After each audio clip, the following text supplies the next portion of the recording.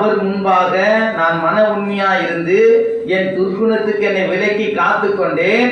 ஆகையால் கர்த்தர் என் நீதிக்கும் தம்முடைய கண்களுக்கு முன் இருக்கிற என் கைகளின் சுத்தத்திற்கும் தக்கதாக எனக்கு பலன் அளித்தார்.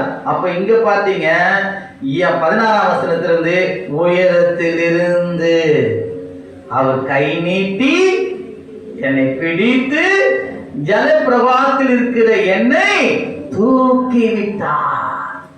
ஹல்லேலூயா. என்னாக பரிந்து பேசுறது? உன்னுடைய உண்மை.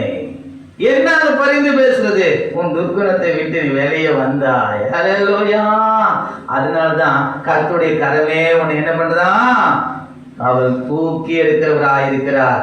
ஜல பிரவாகம் வந்தாலும் அது உன்மேல் புரளுவதில்லை. ஹல்லேலூயா. நீ தண்ணீர் நடக்கும் போது மூழ்கி போவதில்லை. அக்கினியின் பேரில் பற்றாது. ஏனென்றால் கர்த்தரோடு கூட இருக்கிறார். ஹல்லேலூயா. நம்மை நம்புகிறவர்களுக்கு அவர் எப்படியா இருக்கிறார்? கேடகமாய் இருக்கிறார். அதனால உன்னுடைய காரியங்கள் என்னதென்று அவர் அறிந்திருக்கிறபடினால சத்துனுடைய உட்புகுதலுக்கு அவர் இடம் கொடுக்கவும் மாட்டார். சத்துனுடைய கையிலையும் ஒப்பு கொடுக்க மாட்டார். சத்து